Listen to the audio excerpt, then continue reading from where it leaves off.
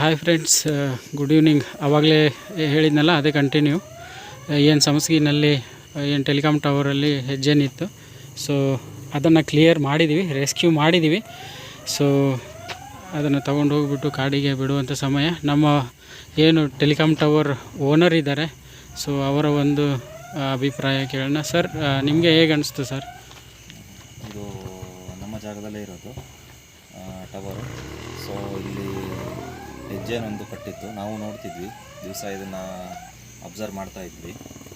So ನಿಮ್ಮ team ಬಂದು, ನೀವಿಬ್ಬರು ಬಂದು ಇದನ್ನು ರಕ್ಷಣೆ ಮಾಡಿ, ಹುಳುಗಳನ್ನು ರಕ್ಷಣೆ ಮಾಡಿ ಇದನ್ನು ಬಿಡಿಸಿ ತೊಗೊಂಡು ಹೋಗ್ತಾ ಇದ್ದೀರಾ. ಸೊ ಒಳ್ಳೆಯ ಕೆಲಸ ಇದು.